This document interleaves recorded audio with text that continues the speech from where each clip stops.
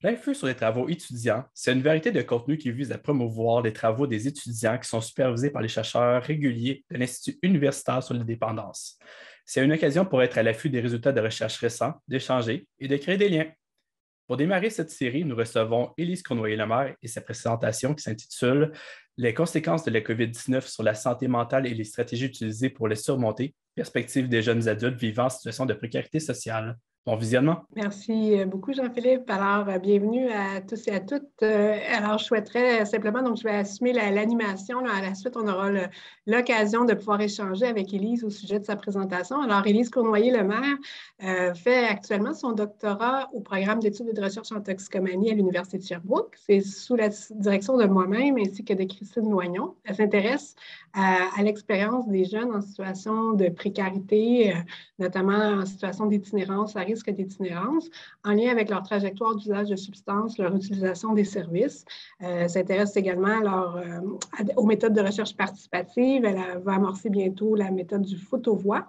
Et c'est dans le cadre de ces intérêts-là qu'elle s'est impliquée dans le projet de recherche GID-COVID, qui réunit plusieurs chercheurs, notamment de l'Institut, où elle s'est intéressée à la perspective des jeunes eux-mêmes quant aux impacts de la COVID-19. Et avec aussi une lentille théorique très intéressante qu'elle adopte d'ailleurs dans sa thèse de doctorat, qui est celle de l'empowerment, de vérifier également les forces et les capacités des personnes qui sont prises avec des problématiques autour de l'usage de substances psychoactives. Alors, ça me fait un très grand plaisir de vous présenter Élise Cournoyer-Lemaire. Alors, à toi la parole. Merci beaucoup d'avoir accepté l'invitation, Élise. Bonjour, merci beaucoup de l'introduction et de l'invitation. Je vais partager ma présentation.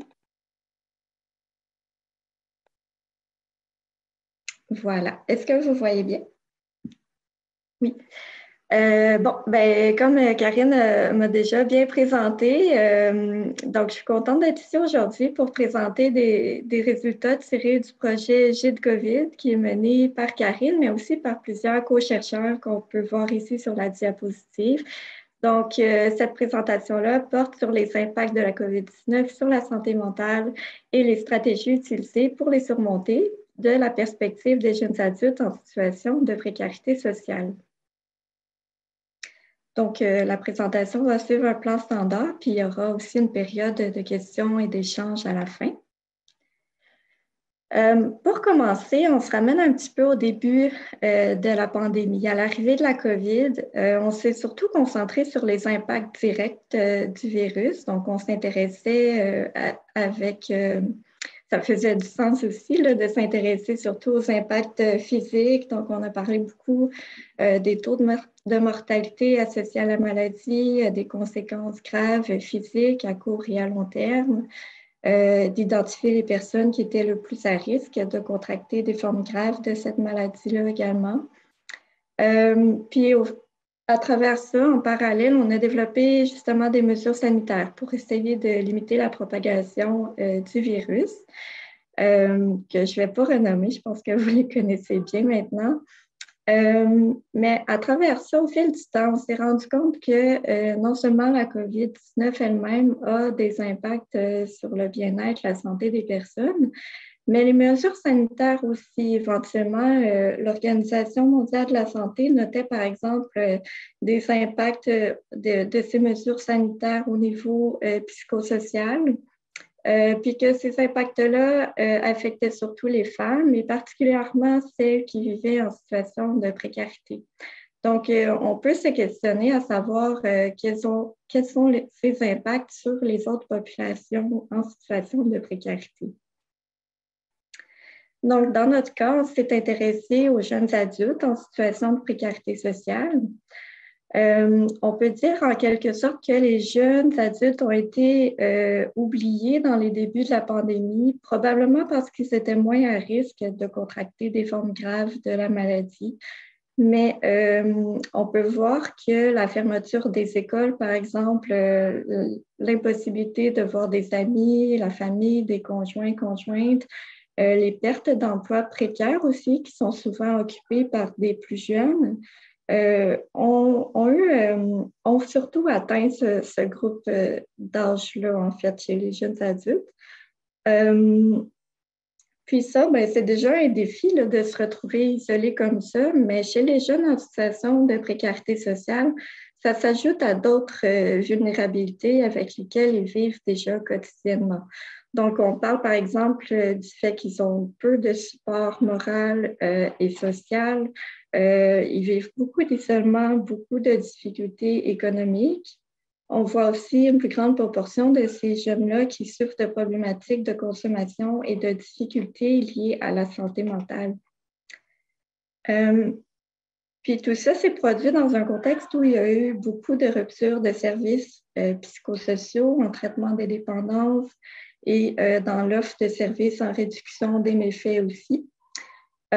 Puis tout ça, c'est des indicateurs en fait connus dans la littérature pour aggraver les symptômes liés à la santé mentale.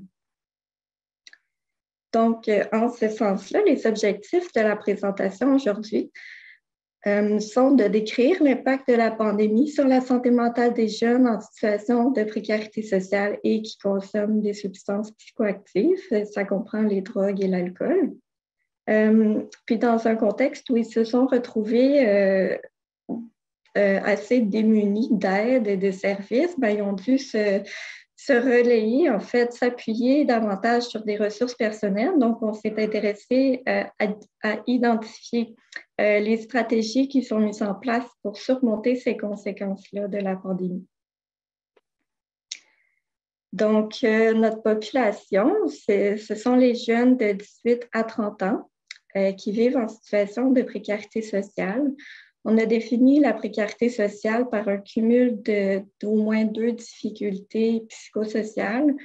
Ça comprend l'instabilité résidentielle, l'instabilité économique, des difficultés en lien avec la santé physique et mentale, par exemple. Ça comprend aussi le fait de vivre une consommation problématique de consommation, bien que ce critère-là, en fait, ce concept-là était un critère d'inclusion en soi. Donc, les jeunes devaient rapporter avoir une consommation problématique de substances qu'on a mesuré avec le CageAid, qui est un outil validé très court. Pour recruter ces personnes, on a procédé par tri expertisé, donc des personnes partenaires de la recherche qui sont très proches du terrain. On recruté à même les organismes de réduction des méfaits à Montréal des personnes qui correspondaient à ces critères-là. On a aussi procédé par boule de neige, où est-ce que les participants à l'étude ont référé d'autres personnes qui connaissaient de leur entourage qui seraient potentiellement intéressées à participer. Puis, l'étude a été approuvée par le Comité d'éthique de la recherche du CIUS de l'Estrichus. Pour mener l'étude, on s'est appuyé sur un devis de recherche participative, donc qui met vraiment de l'avant l'expertise des personnes concernées par les sujets qu'on a explorés. Donc, un comité aviseur formé de 3 pairs-chercheurs, 8 chercheurs académiques, 3 personnes cliniciennes qui sont aussi utilisatrices des connaissances, ont intégré ce comité aviseur-là pour vraiment guider chaque étape de la recherche. Je fais une petite mention spéciale aux pairs-chercheurs qui ont particulièrement contribué à développer le guide d'entrevue, qui ont été formés aussi pour mener des entrevues dans le cadre de la collecte de données. Pour les méthodes qu'on a utilisées, en fait, on s'est appuyé sur la méthode de réponse rapide développée par l'INES en 2020, donc durant la pandémie. C'est une méthode qui était vraiment adaptée au contexte d'urgence, donc qui venait aider à cibler les besoins rapidement pour pouvoir les adresser plus rapidement aussi. Donc, c'est une étude qui a été réalisée sur une plus courte période avec un processus de recherche simplifié. Pour la collecte de données, on a utilisé des entrevues qualitatives. Voilà. Donc, c'était des entrevues semi-dirigées, menées de façon individuelle. Elles ont duré de 40 à 60 minutes. Elles ont eu lieu dans un espace extérieur qui permettait de respecter les consignes sanitaires en vigueur. Puis, elles ont été enregistrées. Donc, par rapport aux entrevues, elles ont été orientées par un guide d'entrevue qui a été développé, comme je le disais, avec des pairs chercheurs. Le guide plus large de l'étude GILE-COVID comprenait 11 questions ouvertes. Ici, on s'est intéressé plus particulièrement à 2 d'entre elles, donc à savoir comment est-ce que la pandémie affecte la santé mentale des jeunes et quelles stratégies ont-ils mobilisées pour surmonter les impacts de la pandémie. Ensuite, on a aussi administré des questionnaires sociodémographiques, donc quelques questions sur entre autres l'âge, l'identité de genre, le revenu annuel des personnes, leur statut résidentiel également. Puis, la collecte de données a été menée de mai à novembre 2020 à Montréal, donc ça correspond aux premières et deuxièmes vagues de la pandémie. Pour les analyses, on a fait des analyses descriptives sur les données sociodémographiques pour dresser un portrait de notre échantillon. Considérant la réponse rapide, les enregistrements d'entrevues n'ont pas été transcrits de façon intégrale, mais on a plutôt réécouté ces entrevues-là pour produire des synthèses pour chaque entrevue. Donc, des synthèses qui viendraient soulever les points pertinents pour répondre aux objectifs de recherche. Puis, ce sont ces synthèses-là qui ont été analysées de façon thématique. Je vais juste me prendre une petite gorgée d'eau.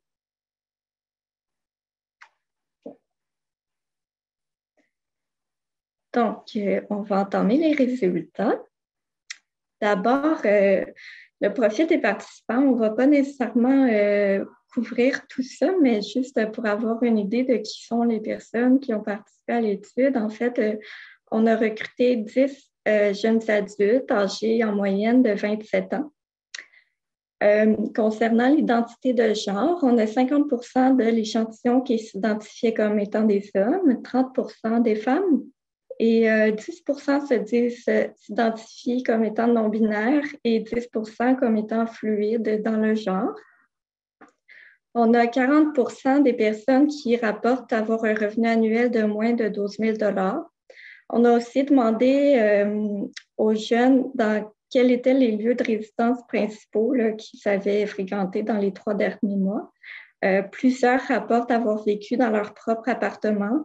Pour d'autres, c'était des résidences de proches, d'amis, des logements communautaires ou dans la rue. Les jeunes ont ici identifié le type de consommation qui était problématique pour eux au cours des 12 derniers mois. Donc, les plus communes sont l'alcool, le cannabis et les opioïdes. Puis, plusieurs ont fréquenté les services de réduction des méfaits, mais on peut voir que 40% ont spécifiquement consulté les services d'injection supervisée et les services qui offrent du matériel de consommation stérile. Maintenant, pour entrer dans le cœur de notre premier objectif, en fait, les jeunes rapportent plusieurs conséquences négatives de la COVID-19 sur leur santé mentale, mais ils l'attribuent surtout à l'impact des consignes sanitaires. Donc, ils rapportent que ces consignes sanitaires-là ont eu des conséquences assez marquantes concernant leur sentiment d'isolement, la solitude, concernant les troubles de l'humeur et les troubles anxieux, qui sont les principaux que notre échantillon rapporte vivre. Puis, concernant la consommation de substances et les risques qui sont associés à cette consommation-là. Donc, on va voir chacun de ces thèmes-là de façon plus détaillée. Donc, voilà. D'abord, il y a le confinement puis la distanciation sociale que les jeunes rapportent avoir eu beaucoup de difficultés à vivre avec. Ça a mené à un intense sentiment de solitude, d'isolement, de détresse psychologique. On peut lire ici Alison qui dit, excusez-moi, qui dit « Quand ils ont fait le confinement, moi, j'ai viré complètement folle toute seule chez nous. J'habitais toute seule dans l'appart. Le capot a sauté, puis je suis partie. Je me suis ramassée dans la rue. Fait qu'en ce moment, je suis dans la rue à Montréal. Excusez-moi, c'est possible que vous entendiez des petits chats. Ensuite, ben, on se rappelle qu'il y a eu beaucoup de ruptures de services, comme je disais au départ, mais il y a aussi des services qui sont restés ouverts, qui ont offert quand même des services de façon plus restreinte, plus limitée qu'avant la pandémie, mais qui sont quand même restés ouverts. Par contre, les jeunes rapportent que les consignes sanitaires qui étaient appliquées dans ces endroits-là ont rendu très difficile le contact humain. Rapportent que les services qu'ils allaient chercher devenaient moins réconfortants, que ça comblait moins les besoins au niveau social, ce qui a en fait renforcé ce sentiment d'isolement-là. On a Kim ici qui dit, tu sais, j'ai été chercher du matériel, j'ai été au SIS. Comme les infirmières sont genre recouvertes de la tête aux orteils, elles ont des lunettes, un masque, une blouse, un capuchon, tu ne les vois pas. Fait que c'est vraiment difficile de faire un contact. Les intervenants aussi, derrière une vitre, tu les vois à peine. C'est vraiment plus froid comme service, puis c'est moins chaleureux. Fait que ça pourrait quand même avoir un impact sur mon envie d'y aller et puis d'y retourner. Puis, il y a des jeunes qui n'avaient aucunement accès aux services finalement. Fait que, ben, évidemment, ils ont senti un très grand manque de soutien. Maintenant, plusieurs jeunes aussi rapportent avoir augmenté leur consommation de substances, d'alcool ou de drogue. Cette augmentation-là a été très, très angoissante et préoccupante pour les jeunes. Parce que c'était fait dans un contexte où il y a encore d'ailleurs la crise de surdose qui est concomitante à la pandémie. Puis selon eux, bien, cette crise-là s'est aggravée aussi avec les mesures sanitaires. On pense par exemple à la fermeture des frontières. Donc, les jeunes ont observé des changements dans la composition des produits qu'ils achetaient, par exemple, ou dans la qualité des drogues. Donc, c'est devenu très angoissant. Puis surtout que plusieurs disent que les mesures sanitaires pour prévenir les impacts de la propagation, en fait, de la COVID étaient en contradiction avec les mesures de prévention des surdoses. Donc, c'est devenu assez préoccupant, l'augmentation de la consommation pour les jeunes. On a Alicine qui nous dit « L'héroïne s'est rendue une roulette russe, d'autant plus avec la COVID ». Puis Kim qui dit les conséquences négatives de respecter la distanciation sociale, je les trouve un peu trop grosses par rapport au risque d'attraper le coronavirus. La santé publique n'a pas pensé à l'impact que la fermeture des services allait avoir. Fait que ça envoie un message bizarre, contradictoire, genre on veut vraiment pas que les gens meurent du coronavirus, mais en attendant, vous pouvez mourir de faim de surdose. Donc, on voit aussi qu'ils étaient plus inquiets, qu'ils se sentaient plus à risque, en fait, de vivre une surdose que de contracter une forme grave de la COVID.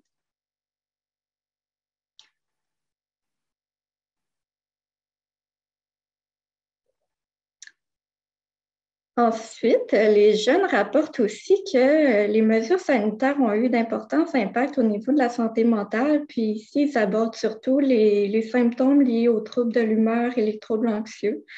Ce n'est pas nécessairement diagnostiqué, c'est plutôt auto-rapporté, auto-diagnostiqué selon leur perception.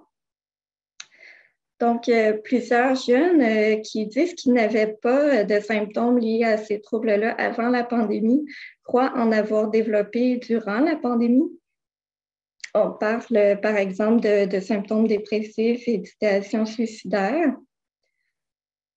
Pour d'autres qui disaient qu'ils avaient déjà des troubles de santé mentale avant la pandémie, croient que ces symptômes-là se sont accentués. Donc, par exemple, des gens qui vivaient déjà avec des difficultés émotionnelles ou des troubles de dépression ont fait durant la pandémie des tentatives de suicide. On a Vincent ici qui dit La pandémie, ça m'a fait vivre beaucoup plus de stress. Ça m'a fait vivre beaucoup plus mon stress post-traumatique, vu que j'étais plus isolée, vu que j'avais moins accès à des places sécuritaires où est-ce que je me sentais bien. Fait que je vivais beaucoup plus d'angoisse face à ma tête, face à moi-même, à mon passé. Au début, j'allais quand même souvent à l'urgence pour des tentatives de suicide et de l'automutilation.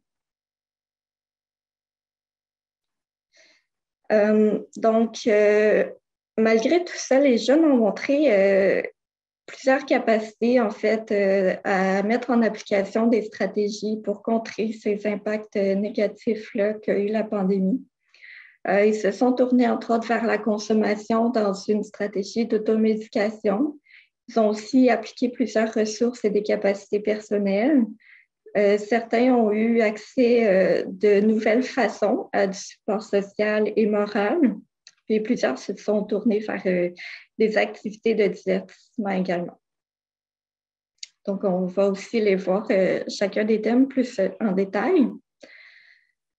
Donc, comme j'ai dit tantôt, en fait, plusieurs jeunes qu'on a rencontrés ont augmenté leur consommation de substances, mais ils rapportent aussi que c'est plutôt dans une stratégie de coping. Donc, pour réduire la détresse psychologique, pour réduire l'impact de certains symptômes liés à la santé mentale. Par contre, comme je le disais aussi, ça les a beaucoup préoccupés, cette augmentation-là de la consommation. Donc, ils ont aussi adopté des nouvelles stratégies de réduction des méfaits. D'abord, certains ont porté plus attention aux sources de provenance de leurs substances.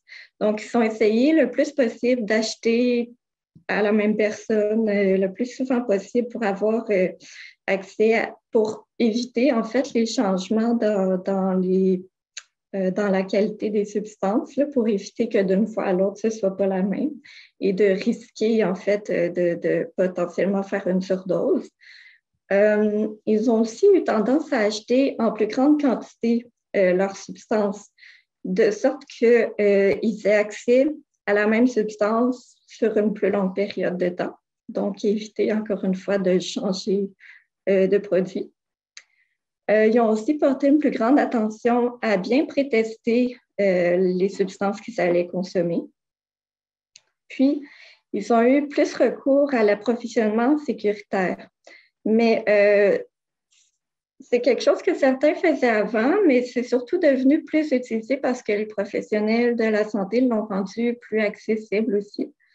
Donc, c'est une stratégie qui a bien fonctionné pour les jeunes, qui les a beaucoup sécurisés également. Puis, je vais ajouter aussi qu'il y a des jeunes qui ont essayé quand même de bien respecter les consignes sanitaires, mais aussi de bien prévenir les surdoses. Donc, ils ont mis en place des stratégies pour essayer de respecter ces deux côtés-là, en mettant en place des stratégies de réduction des méfaits à distance, par exemple. Donc, certains ont texté, appelé, par exemple, des amis pour leur dire qu'ils allaient consommer, pour leur dire c'était quoi les substances, etc. On a, par exemple, Noémie, qui dit « Au début, j'ai consommé quand même beaucoup. Sinon, ça a vraiment été des up and down, beaucoup de mood swing. C'est beaucoup un truc de coping, la consommation. J'essaie au moins d'adopter la réduction des méfaits le plus possible. Fait que j'écris, je texte à quelqu'un, au moins si je consomme, juste pour que quelqu'un sache que j'ai consommé. » Ensuite, les jeunes se sont aussi beaucoup tournés vers des ressources et des capacités plus personnelles. Plusieurs ont posé un regard, en fait, sur leur passé, sur les expériences qu'ils ont vécues. Souvent, ils ont, dans leur parcours, vécu des expériences comme des traumas, des expériences vraiment difficiles en lien avec l'itinérance, par exemple, ou des troubles de santé mentale plus sévères. Donc, ils se sont appuyés sur ces expériences-là, en fait, pour soulever leur capacité de résilience. Parce que, selon eux, les expériences passées sont souvent pires que ce qu'ils vivent présentement dans la pandémie. Puis, durant ces expériences-là, justement, ils avaient déjà développer des stratégies de survie, des capacités d'adaptation. Donc, ça a juste été pour eux de remettre ça en place durant la pandémie. On a, par exemple, Laurence ici, qui dit « Je sais que j'ai de la résilience, clairement. Puis, tu sais, j'ai des moments dans ma vie où je considère que c'était vraiment le pire. Puis là, je sais que comparativement à cette situation-là, je suis tellement bien comparée à ce que j'ai déjà vécu. Que, tu sais, ma petite voix qui aurait tendance à vouloir me rabaisser ou me déprimer, bien là, elle me dit, écoute, aie de la reconnaissance puis de la gratitude pour ce que tu as. Avec de la gratitude, à peu près tout se guérit. C'est ça, mes forces. » Puis, le temps en confinement, en isolement, ont permis aux jeunes de faire beaucoup d'introspection aussi. Donc, ils ont pensé beaucoup plus à eux-mêmes, à prendre soin d'eux.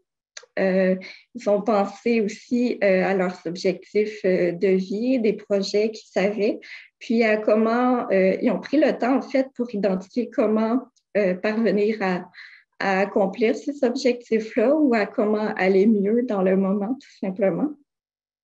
Donc, ils ont développé des stratégies d'organisation. Plusieurs se sont créés des routines très claires. Pardon. Des routines très claires avec des listes de choses à faire qui les a guidés finalement de jour en jour là, pour passer à travers tout ça. Puis, à travers ça, ils ont quand même développé ils ont constaté en fait qu'il y avait un bon sens de l'autonomie, ce qu'ils remarquaient peut-être moins avant. Puis ça les a aidés à avoir une meilleure confiance en eux. On voit ici Léa qui dit « Les intervenants n'étaient pas là, tu sais, il a fallu que je me débrouille par moi-même. Puis j'ai pas été si mal même si c'était pas là. Puis j'ai peut-être appris aussi à me faire plus confiance. »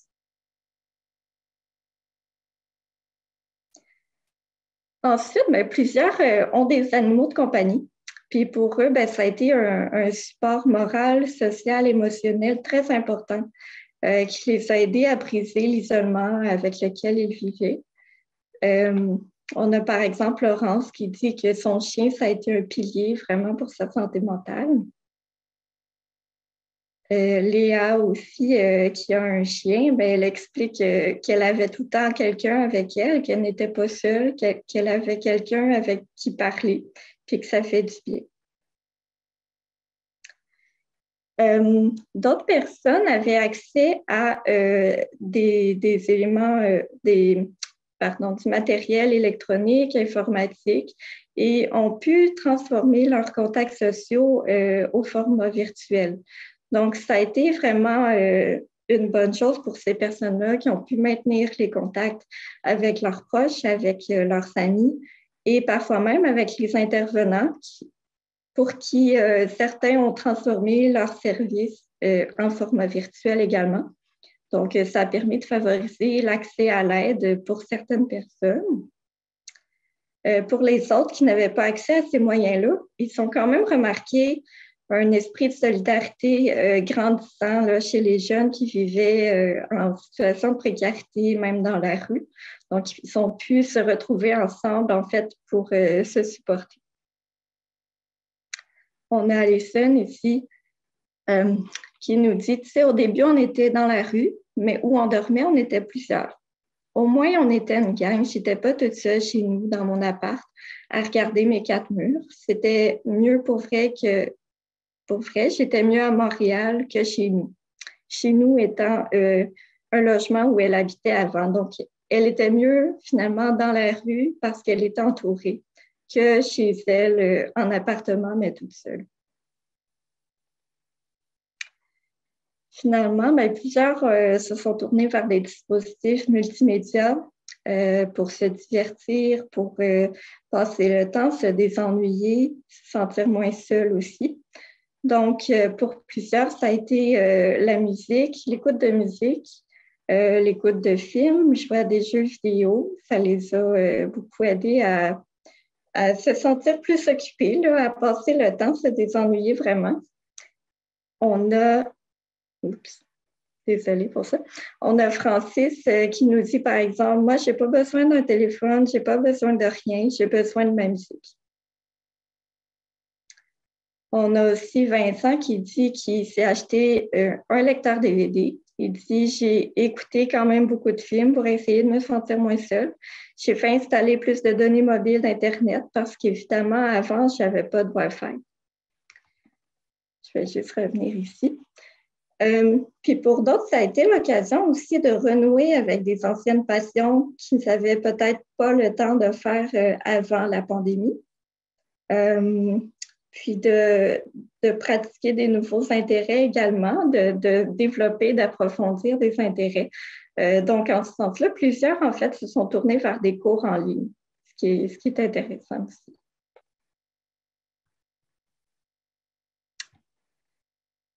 Donc, on arrive à la discussion.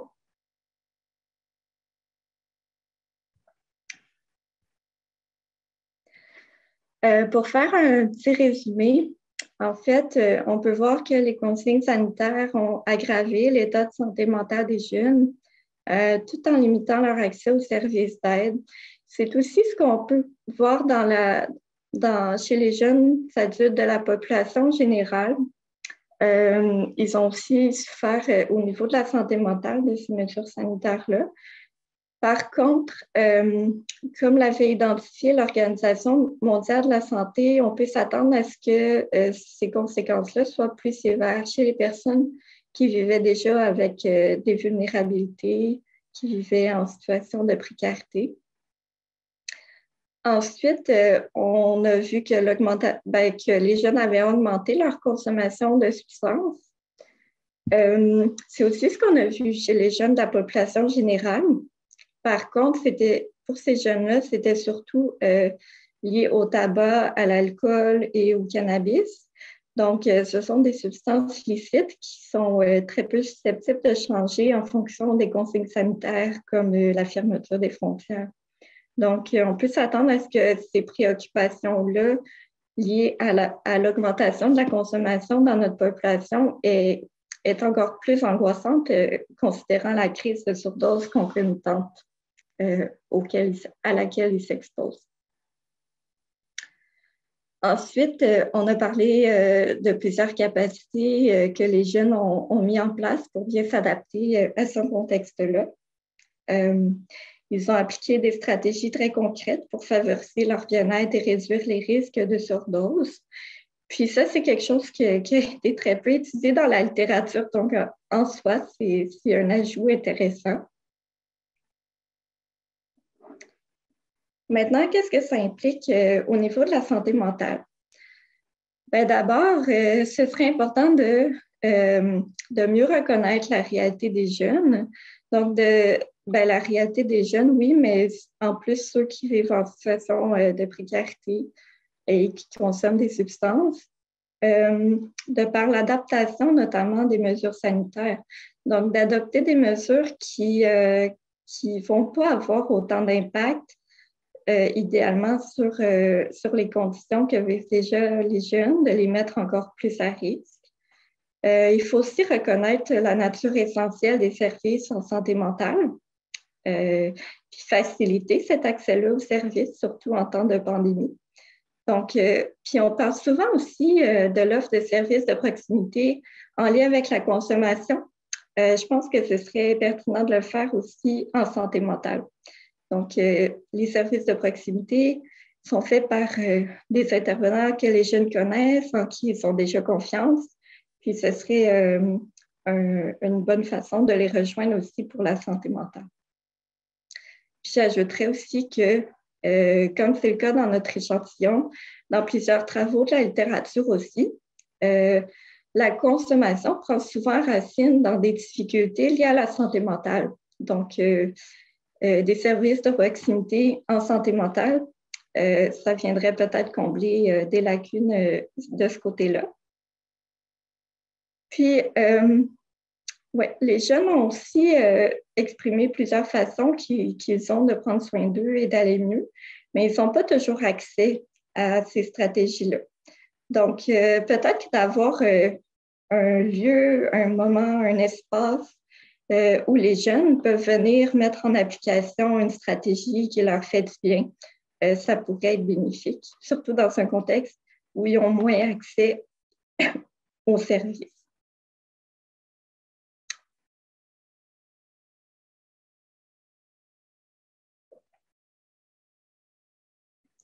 Maintenant, les résultats viennent aussi montrer l'importance, le caractère essentiel aussi des stratégies de réduction des méfaits. De l'approvisionnement sécuritaire notamment, on voit que ça a été possible, faisable de le faire pour les professionnels de la santé. Donc, je pense que c'est important de poursuivre dans cette voie-là, pas juste en temps de pandémie. Idéalement, ce serait à poursuivre aussi après la pandémie. Ça a contribué à beaucoup sécuriser les jeunes. Ensuite, de rendre plus accessible aussi la possibilité de vérifier les composantes des substances que les jeunes vont consommer. Même dans un contexte où l'accès aux services est limité, ce serait une bonne chose de compter sur l'autonomie des jeunes aussi parce qu'ils sont capables, mais de rendre disponibles des façons pour qu'ils puissent vérifier eux-mêmes la composition des substances s'ils ont besoin de le faire. Dans le sens où s'ils n'ont pas accès aux services, c'est sûr que c'est toujours une bonne pratique de vérifier la composition avant de consommer. Puis finalement, on peut s'inspirer des stratégies des jeunes, comme les stratégies qu'ils ont employées à distance pour réduire les risques. Liés aux conséquences de la consommation. Donc, peut-être que de fournir une aide au niveau téléphonique, au niveau des textos, même en ligne, ça pourrait, je pense que ça viendrait rejoindre les jeunes aussi qui sont beaucoup, qui connaissent bien ces médiums-là aussi. Ensuite, on parle souvent des conséquences négatives des substances. Je pense qu'il faut reconnaître les bénéfices aussi de cette consommation-là. Les jeunes s'en servent beaucoup comme stratégie d'automédication, surtout en lien avec la santé mentale. En fait, ce que ça veut dire, c'est aussi que les jeunes présentent des besoins en santé mentale qui ne sont pas nécessairement comblés. Donc, ce serait peut-être une bonne chose aussi d'aller explorer quels besoins ça vient combler, puis de quelle façon on peut les aider à les combler, peut-être avec d'autres stratégies également. Maintenant, ça fait du sens avec les deux diapositives que je viens de présenter, mais d'avoir une offre de services plus intégrée, donc des interventions qui intégrerait à la fois les problématiques de consommation et de santé mentale, puis de fournir ces interventions-là sous forme de services de proximité également, parce que ça rejoint mieux les jeunes. En ce sens-là, ça pourrait être intéressant de donner des formations aux intervenants qui sont proches des jeunes au niveau de la santé mentale et des troubles concomitants. Puis aussi d'avoir une approche plus centrée sur les besoins des personnes, qui considèrent les besoins, oui, mais aussi les forces des personnes. Ça a été soulevé d'ailleurs dans la littérature comme étant des approches qui rejoignent mieux les jeunes puis qui fonctionnent mieux avec eux. Ensuite, on a déjà parlé justement du fait qu'on a identifié plusieurs stratégies que les jeunes ont pu mettre en place de façon efficace là, pour surmonter certains défis. Donc, ça vient, c'est inspirant en fait pour appuyer l'approche centrée sur les forces. Donc, je pense que ce serait une bonne chose de venir aider les jeunes à identifier leurs forces, à les développer davantage aussi, puis à les aider à les utiliser, les mettre en place en application dans des événements difficiles comme la pandémie. Maintenant, les forces de l'étude, c'est sûr que l'approche participative, à mon avis, c'est la principale force. On a eu la chance d'avoir plusieurs types d'experts expérientielle, académique, professionnelle pour contribuer à bien développer cette étude-là. On a aussi porté une attention aux forces des jeunes, quelque chose qui est peu fait dans plusieurs études. Donc, ça vient appuyer toute la notion de développer des stratégies basées sur les forces et les capacités des jeunes. C'est inspirant en ce sens-là. Pour les limites, c'est sûr que ici, j'ai tiré des résultats de l'étude GID-COVID, des résultats qui ne faisaient pas partie nécessairement de la question de recherche principale de l'étude. Donc, c'est sûr que c'est des sujets qui auraient pu être approfondis davantage. Puis, on a aussi une petite taille d'échantillon, ce qui peut limiter notre capacité à diversifier l'échantillon, oui, mais aussi les expériences dont les jeunes ont parlé. Puis, c'est aussi possible qu'on n'ait pas atteint une redondance des données en raison de la petite taille d'échantillon. Maintenant, les perspectives d'avenir en recherche. Je vais passer rapidement parce que je sens que j'en ai déjà parlé, mais en fait, d'approfondir les liens entre la consommation et les troubles de santé mentale. Souvent, ils sont concomitants. Donc, de mieux les comprendre en lien avec la consommation et l'automédication également. Parce que, comme je le disais, l'automédication est souvent liée à des difficultés en santé mentale. Donc, de mieux comprendre ces besoins-là permettrait de mieux y répondre aussi. Puis, de continuer les efforts pour comprendre, pour en connaître plus, en fait, sur les forces et les capacités des jeunes, pour mieux comprendre comment ils les sont développés, comment ils les utilisent. Puis éventuellement approfondir ça selon les différents profils des jeunes, par exemple selon le genre, le profil de consommation, les difficultés vécues en santé mentale. Donc, c'est toutes des pistes qui pourraient nous aider à mieux les aider à utiliser ces forces-là. Donc, il y a mes références ici. C'est ce qui fait le tour de ma présentation. Je vais être disponible pour les questions. Merci beaucoup, Élise. C'est une analyse fort intéressante et étoffée là, sur l'expérience et le point de vue des jeunes. Alors, j'inviterais les personnes qui souhaiteraient poser une question à Élise. Vous pouvez soit allumer votre caméra et votre micro ou encore utiliser le chat. Est-ce qu'il y a des gens qui souhaiteraient poser une question à Élise?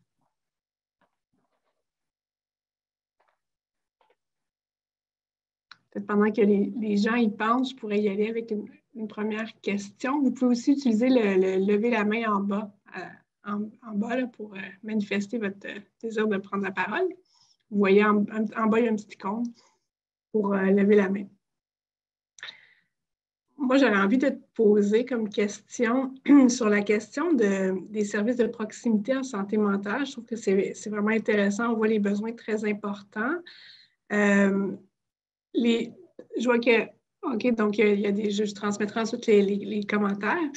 Comment tu vois le lien ou est-ce que les jeunes, dans cette étude-là ou aussi dans ton étude à toi plus large où tu as des données plus détaillées sur leur utilisation de services, comment ils expérimentent ou ils se sentent par rapport à des services plus vraiment de rétablissement, de traitement comme le réseau public? On parle souvent des services de proximité, on pense aux services de réduction des méfaits en dépendance. Donc, peut-être juste étoffer un peu plus, comment tu vois tu as nommé la question des services de santé mentale de proximité. Dans quelle mesure est-ce que ces jeunes-là doivent être accompagnés aussi à utiliser les services publics pour avoir, par exemple, des thérapies? On parle de trauma, de troubles anxieux diagnostiques. Peut-être un petit peu est-ce que tu as eu de l'information, soit dans le cadre de GID-COVID ou même dans le cadre de ta thèse de doctorat, sur leur expérience d'utilisation des services en santé mentale? Est-ce certains ont réussi? Comment ils s'y sentent? Est-ce qu'on devrait plutôt sortir les intervenants du réseau public pour les amener dans la rue, comme ça se fait dans certaines équipes? Là, il y a une équipe qui a gagné un prix dans le cadre du CSCTC, qui est l'équipe SOL au CHUM, mais qui est vraiment centrée sur les troubles psychotiques, premier épisode, où les psychiatres, travailleurs sociaux sortent de leur bâtisse, puis s'en viennent vraiment dans la rue, dans les organismes communautaires. Peut-être juste un éclairage sur ce que tu as pu entendre aussi de la bouche des jeunes dans le danger de COVID ou même dans ton étude doctorale. Oui, je dirais que je vais m'appuyer plus sur mes autres rencontres dans le cadre de ma thèse pour répondre à ça. C'est pas quelque chose que j'ai analysé pour J de COVID, mais je dirais que l'accès aux services publics, en général, les jeunes ont un peu moins confiance, ont plus de difficultés à y avoir accès aussi parce que j'ajouterais le principe du no wonder ici, là, dans le sens où ils devraient être accueillis, peu importe la porte par laquelle ils entrent, mais dans les faits, ça ne se passe pas toujours comme ça. Puis souvent, j'ai l'impression, en tout cas, qu'ils sont étiquetés comme étant des consommateurs. Donc, même si ils veulent accéder à un service en santé mentale, plusieurs ont l'impression même que leur difficulté en consommation est en lien avec des troubles de santé mentale, mais ils sont référés dans des services de toxicomanie. Donc, pour plusieurs, en tout cas, de ce que j'ai entendu, c'est plus, j'allais dire, une patch là, de régler le problème de consommation parce que c'est pas la racine là, de leur problème. Fait qu'en ce sens-là, c'est difficile. Il faudrait qu'il y ait un meilleur accès en santé mentale, plus direct. Puis, justement, de là, ma proposition pour les services de proximité, là, parce que les jeunes ont confiance en ces personnes-là déjà. Ils ont des bonnes relations avec les services. Fait que ce serait juste de mettre ça plus de l'avant en parallèle avec la consommation et non seulement la consommation. Merci beaucoup, Élise. On a Stéphanie Benoît qui mentionne en chat, qui nous vient, je pense, d'une direction de santé publique, qu'elle trouve très intéressant la présentation et te remercie. Donc, je transmettais déjà son message. Merci. Est-ce que quelques personnes souhaiteraient également poser une question de précision, d'approfondissement ou commenter?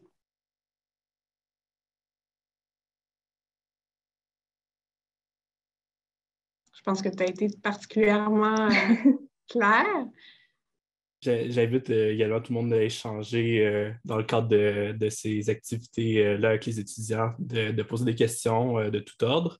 Moi, j'avais une petite question pour toi, Élise. Je vois que en fait, ton échantillon provient du projet plus large de J de COVID. Et là, tu as ciblé des jeunes en situation de précarité. C'est quoi les indicateurs que tu as utilisés pour cibler ces personnes-là, puis pour peut-être aider d'autres personnes qui veulent faire de la recherche sur ces populations-là? Je vois peut-être l'indicateur de revenus annuels. Y a-t-il d'autres idées comme ça qui viennent en tête? Oui.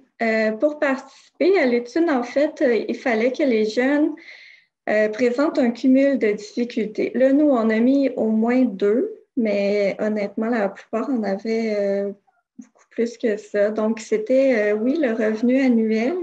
On n'avait pas un montant fixe, mais c'était selon la perception des jeunes. Si selon eux, leur revenu, par exemple, leur posait problème, qu'il y avait des difficultés financières, des difficultés à manger, à se loger, par exemple. Donc, à ce niveau-là, il y a l'instabilité résidentielle aussi qu'on a considérée. Donc, il y a des personnes qui n'ont carrément pas de domicile, là, malheureusement, ou qui déménagent vraiment souvent, ou bien que le fait d'avoir un domicile limite leur capacité à bien manger, par exemple. Donc, c'est tout un peu interrelié, là. Mais aussi, on a considéré les personnes qui vivent des problématiques chroniques en santé physique, en santé mentale aussi, des personnes qui ont des enjeux, qui vivent avec des enjeux au niveau plus judiciaire, en lien avec la protection de la jeunesse également. Donc ça, c'était tous des critères qu'on a considérés. Puis la toxicomanie, la perception de la personne par rapport à sa propre consommation. Donc, si selon elle, elle était problématique. Puis, il fallait cumuler justement au moins 2 de ces difficultés-là. Mais comme je disais, plusieurs en rencontrent au moins 4, là, je dirais. Merci beaucoup, Élise. sur le concept. Une bonne question, effectivement, comment on définit la précarité sociale, qui est souvent associée donc à une complexité de besoins qui a été bien illustrée, je pense, dans la présentation.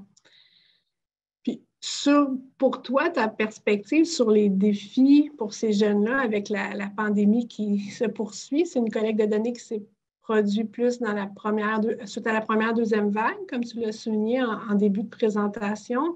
Je sais que tu es en contact continu avec des jeunes dans le cadre aussi de ton étude doctorale. Pour toi, les défis pour la prochaine année avec la pandémie qui se prolonge, ce serait quoi ton regard, ta pensée là-dessus? Oui, c'est une bonne question.